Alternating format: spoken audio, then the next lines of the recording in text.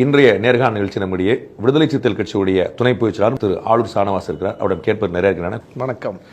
ஊர்ல இன்னைக்கு ஒரு இடம் உறுதியாகி போச்சுடா. ஏம்பா சுடுகாட்டு சொல்லியாச்சா? சொல்லியாச்சுங்க சார். பாட ரெடியா? சீக்கிரம். வக்ஃபு இந்த அமெண்ட்மெண்ட் எல்லாம் விட்டுருவாங்க, பின்னாடி வரும். அதற்கு முன்னாடியே இந்த வக்ஃபு போர்டுங்கிறதுலயும் சொத்து பராமரிப்புங்கிறதுலயும் குளறுபடிகள் இருந்ததா? குளறுபடிகளே கிடையாது. குளறுபடிகள் எக்கச்சக்கமா இருக்கு.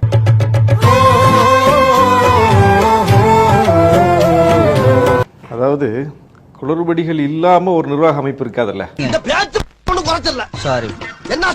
சச்சார் கமிட்டி இருந்த போது இந்த வக்ஃபு ஒழுங்கா நிர்வகிச்சிருந்தா கிட்டத்தட்ட 12,000 கோடி ரூபாய் வருஷத்துக்கு வரும் அப்படின்னு சொல்லி உண்மையா இல்லையா? ஆமா. 50,000 அது கம்மினே. அட பாவி, ஆளை பார்த்தா டம்மி பீஸா இருக்க, பயங்கரமான ஆளா இருக்கேடா. உங்களுக்கு இந்த திருத்தம் மட்டும் தான் பிரச்சனை. இதற்கு முன்னாடி வக்ஃபு இருந்தாலும் எந்த பிரச்சனை இல்லை. இந்த திருத்தம் கொண்டு வரதுக்கு முன்னாடி எல்லாருடைய கருத்தையும் கேட்டாங்களா இல்லையா? வக்ஃபு வாரியங்களுடைய கருத்தை கேட்டாங்களா இல்லையா? கவுன்சிலுடைய கருத்தை கேட்டாங்களா இல்லையா? கட்சிகளுடைய கருத்தை கேட்டாங்களா இல்லையா? இப்ப என்ன பண்றீங்க? என்கிட்ட 3 ட்ரிப் வாங்கி முடுக்கு குடிக்கிறீங்க. ஓகே, பயவுள்ள இவன் கோமியத்தை வாங்கி குடிக்க சொல்ற மாதிரியே சொல்றானே. விவாதம் நடந்தானே கொண்டு வரப்பட்டது. ஆமா. இவ்வளவு நடந்திருக்கு. அதுக்கப்புறம் என்னங்க உங்களுக்கு பிரச்சனை? எல்லாத்துமே நீங்க ஆமான்னு சொல்றீங்க. அப்ப என்னதான் பிரச்சனை? நான் இந்த வீட்டுக்குள்ள போனா உனக்கு என்ன பிரச்சனை? ஏகப்பட்ட பிரச்சனை இருக்கு. ஆமா, பூந்த வீடு விளங்கிருக்கா? எப்படி காப்பு விடாம அடிக்கிற? என்ன பிரச்சனைனா, கருத்து கேட்டாங்க, கருத்து ஏற்கப்பட்டதா அப்படிங்கறதான் பிரச்சனை. எந்த கருத்தும் ஏற்கப்படவில்லை. நான் கத்துறேன், என்னை கண்டுக்கிறது இல்லையா? அவாய்ட் பண்றாங்களா? எந்த கருத்தும் ஏற்கப்படல. ஆனா எந்த கருத்து ஏற்கப்பட்டிருக்குன்னா, பிஜேபி சார்ந்தவர்கள் கொடுத்த கருத்துக்கள் எல்லாம் ஏற்கப்பட்டு நான் புரிஞ்சுக்கிறேன். இதெல்லாம் கொடுமையா இல்லையா? இவங்க பண்றதெல்லாம் என்ன சார்? அக்கிரமமா இருக்கு சார். இவங்களாம் பண்றது ரொம்ப தப்பு சார். என்னுடைய கேள்வி, இந்த வக்ஃபு திருத்த மசோதால அமல்படுத்தப்பட்டிருக்கக்கூடிய மசோதால மத வழிபாட்டு முறை நேரடியா மதத்தில் தலையிடும்படியா ஏதாவது ஒரு ஷரத்து இருக்குது? சிக்கிக்கிட்ட நீ சாமி, தப்பிக்க முடியாது ராஜா. வாசமா சிக்கிக்கிட்ட உன்னை வச்சு அடிப்பான். வக்ஃபு என்கிற அந்த அமைப்பையும் வழிபாட்டையும் பிரிச்சு பார்க்க முடியாது. இறைவனுக்காகத்தான் கொடுக்குறாங்க.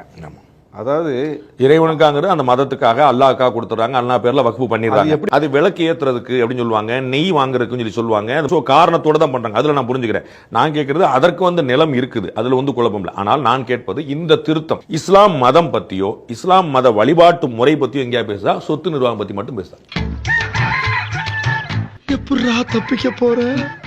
இப்ப இன்னைக்கு கொண்டு வரப்பட்டிருக்கிற சட்டத்தின் மூலம் அரசு எடுத்துக்கொள்ளும் இந்த நிலங்களை அப்படின்னு சொல்லக்கூடிய நிலங்கள்ல நிறைய பள்ளிவாசல் தர்காக்கள் இருக்கு. அரசு எடுத்துக்கொள்ளும் எங்க சொல்லப்பட்டிருக்கு? மாட்டிக்கிட்ட பங்கு வேற என்ன இருக்கு அதுல? இல்ல, நீங்க எனக்கு தெரியாது. வக்ஃப் பை யூசேஜ் இருக்கு. அத இனி என்னவா எடுத்துக்குவாங்க? இந்த நிலங்களை மத்திய அரசு எடுத்துக்கொள்ளும், இந்த நிலங்களை மாநில அரசு எடுத்துக்கொள்ளும் எங்கேயாவது இருக்குதா? இல்லையே, அதெல்லாம் இல்லையே. இல்லையா? இருக்குடா. எங்கடா இருக்கு? இருந்தா படிக்க மாட்டேனா? சரியா படிக்கிறது இல்லையா? அடுத்து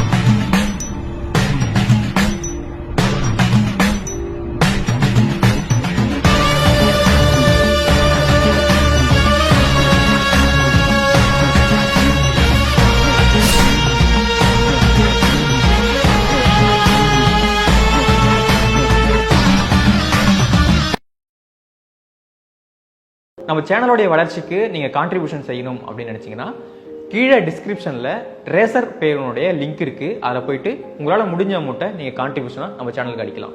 நன்றி. இல்ல, நான் முதல் கேள்வி மத உரிமையில மத வழிபாட்டுல தலையிடுதா? நீங்க இல்லன்னு சொல்றீங்க. மத உரிமை மத வழிபாடு இல்லாம வக்ஃபு இல்லன்னு முழுக்க பள்ளிவாசல் தர்காக்கள் சார்ந்த ஆன்மீக காரணங்களுக்காக தான். அதுல பள்ளிவாசலே அதுல தானே இருக்கு. வக்ஃபு இடத்துல தான் தர்காவே இருக்கு. தர்கா எங்கனாலும் இருக்கலாம்.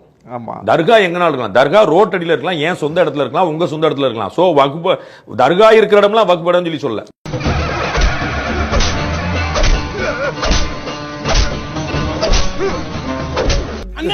அவன் அந்த அடி அடிச்சுட்டு போறான், வாங்கிட்டு சும்மா நிக்கிறீங்க. அடின்னு எவன்டா சொன்னா? எருமை வைத்தியம்டா அது. வைத்தியமா? தர்காவே வக்ஃபுல தானே இருக்குன்னு நீங்க சொன்னீங்க. அப்படி இல்ல, முழுக்க அது வக்ஃபு இடம் தான். அதாவது அது ஒரு தனியார் இடம் கிடையாது. அது யாரும் தனியார் உரிமை கோர முடியாது. எதுங்க? இந்த பள்ளிவாசல் இருக்க இடம்லாம் அது ஒரு வக்ஃபு தான். அது இல்லங்க, வக்ஃபு இடத்துல தான் பள்ளிவாசல் இருக்கு. ஆஹா, இவன் மண்டை குழம்பி மெண்டலாகி வந்திருக்கானா இல்ல போர் அடிக்குதுன்னு டைம் பாசிங் பண்றானா என்னன்னு தெரியலையே. வக்ஃபு போர்டின் கீழே 1 சென்ட் இடம் கூட கிடையாது. வக்ஃபு போர்டு ஒரு கண்காணிப்பாளர் மட்டும் தான். அது ஒரு கவர்மெண்ட் பாடி. ஆமா, அதத்தான் அது கவர்மெண்ட் பாடி. அது அவ்வளவுதான். ரொம்ப கரெக்டா. நான் எங்க நான் அங்க நீங்களே வந்துட்டீங்க. அப்ப அந்த கவர்மெண்ட் பாடியில என்ன பிரச்சனை வந்துச்சு உங்களுக்கு மத ரீதியா? மதம் அங்க எங்க தலையிட்டுச்சு? நான் போறேன், எனக்கு வேணாம், நான் போறேன். மனுஷன் பேசுவான். உண்மையை கேட்டா அப்படி ஓடிடுறாங்க. இது என்னங்க? மத்திய அரசு ஒரு சென்ட் எடுத்துக்கூட சொல்லியிருக்கா? வக்போர்டே எடுக்க முடியாது, அப்புறம் அரசு எப்படி எடுக்க முடியும்? ரொம்ப சரியா வந்தீங்க. அதாவது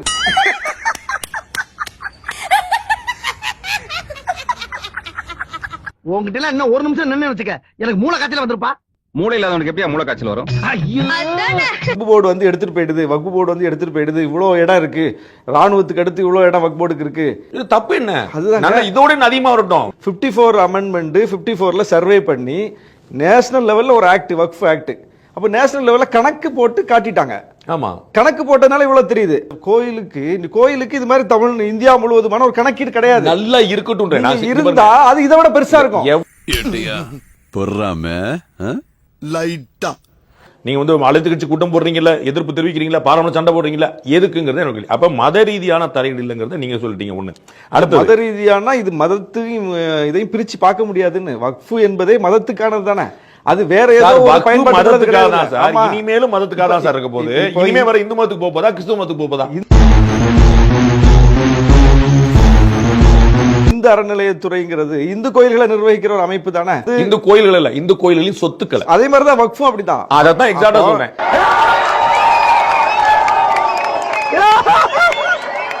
இந்து சமய அறநிலையத்துறைக்கு ஒரு அமைச்சர் இருக்காரா? வழிபாடு இந்து சமய அறநிலையத்துறைக்கு ஒரு அமைச்சர் இருக்காரா? வக்ஃபு அமைச்சர் இருக்காரு. யாரு? ஏன் தமிழ்நாட்டுல இருக்காரு அமைச்சர்? என்ன பண்றாரு? யாரா அவன்? இவ்வளவு அமளிதுமளி இங்க நடந்துட்டு இருக்கு, டம்மியா உட்கார்ந்து ஒருத்தர் மிச்சம் தின்னுட்டு இருக்கா. இப்ப வக்ஃபு போர்டுல என்ன பிரச்சனைனா, போதிய பணியாளர்கள் கிடையாது. வக்போர்ட யாருக்கு அடுத்தா வக்புல நீங்க பணியாளர் காலி இடம் இருக்குன்னு சொல்றீங்களா? யார் நிரப்பணும்? அரசு தான் நிரப்பணும். ஏன் நிரப்ப மாட்டீங்க? இந்த இப்ப தமிழ்நாடு அரசு இன்னைக்கு 4 வருஷமா என்ன பண்ணீங்க? நாட்டே வந்து நாடுல வந்து நம்ம ஏமாத்துறது என்ன மாப்பிள்ள ஏமாத்துறாங்க? இன்னமும் விழிப்புணர்வு இல்லாம தெரியுறோம்னா நம்ம தேனும் டாய்க்கிறாங்க, அதுல தேனா ஊத்தி வைக்கிறாங்க. சக்கரை பாகு இருக்கு. சக்கரை பாகு அன்னைக்கு நான் போனல அந்த பேக்கரியில போகும்போது பார்த்தேன் நான். என்னன்னு ஹனி கேக்லயும் சக்கரை பாகு தான். சக்கரை பாகுல தான் ஹனிங்கிறது, ஹனி கிடையாது, சக்கரை பாகு. இந்த அரசு வந்த பிறகுதான் 4 வருஷமா என்ன பண்ணீங்க? இதற்கு முன்னாடி நீங்க தமிழ்நாடு சார்ந்தது மட்டும் இல்ல, இப்ப தமிழ்நாட்டுக்கு மட்டுமா அமெண்ட்மென்ட் கொண்டு வந்திருக்கீங்க? அடுத்த அழகான பாயிண்ட்க்கு வந்தீங்க. மாநில அரசு தான் நிரப்பணும். அப்ப மாநில அரசு தானே இருக்கு, நீங்க பிஜேபி கவலைப்படுறீங்க. மத்திய அரசு என்ன செய்யுது? Act, central act. ஆமா, ஆனா நிர்வகிக்கக்கூடிய யாரு? நிர்வகிக்கிறது மாநில அரசின் வக்ஃபு வாரியம். என்னடா இல்ல ஒரு பேச்சுக்குப்பா. இல்ல தண்ணி இனி போட்டிருக்கியா? அதான் கேட்க நான் என்ன சொல்றேன்னா, அது வெறுமனே ஒரு நிலம் தொடர்பான பிரச்சனையும் கிடையாது, வழிபாடு சார்ந்த விஷயம் இருக்கு. இஸ்லாமியர்களுடைய வழிபாட்டுக்கு எதாவது திமுக ஏதாவது செஞ்சிருமா? செய்யாது. ஏன் குழப்பறீங்க? யார் கவலையே பண்ணலையே. அப்புறம் ஏன் பாஸ் அழுவுறீங்க? அது பலி வேற டிபார்ட்மெண்ட். என்ன கைத்தாங்களா அவுட்புட் போறியா? ஆமா, ஏன்னா திருச்செந்துறை கோயில்னு ஒரு பெரிய பிரச்சனை வந்து நிக்குது. ஒரு சில கேஸ்கள். அது ஏன்னா அது எப்படி ஒரு சில கேஸ் ஆகும்? ஐயோ, எந்த ட்ரெண்ட்ல பேசினாலும் எந்த ரூட்ல போனாலும் விடவே மாட்டேங்கிறானே. நான் என்ன வந்து அதாங்க, கோயிலை யாரா வக்ஃபு கொடுக்க முடியுமா? நீங்க உங்க லேண்ட நீங்க கொடுத்தீங்க, நான் புரிஞ்சுக்கிட்டேன். பொது சொத்தா இருக்கும் போது அதை விற்கவும் கூடாது, வாங்கவும் கூடாது. எது பொது சொத்து? கோயில் நிலை எப்படி பொது சொத்தா?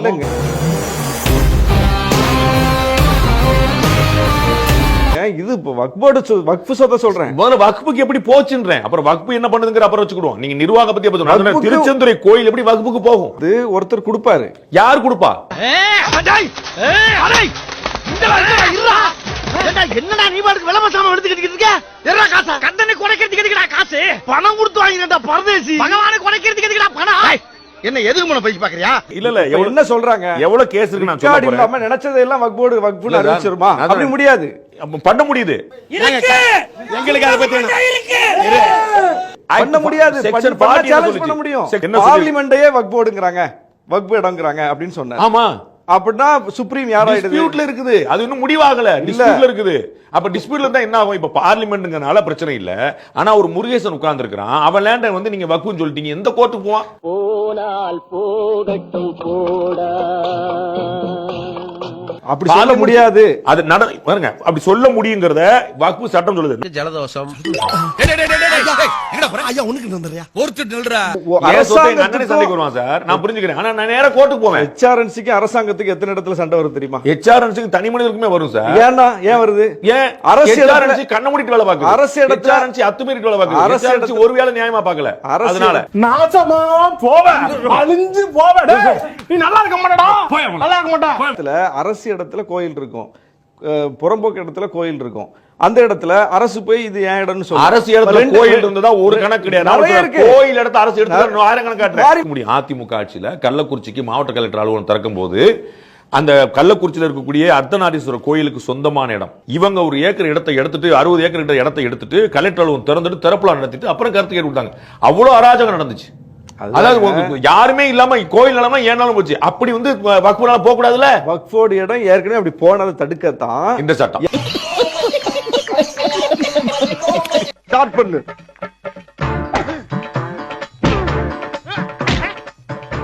இங்கிட்டு வா. அப்படியா. படைக்கலடி படைக்கல.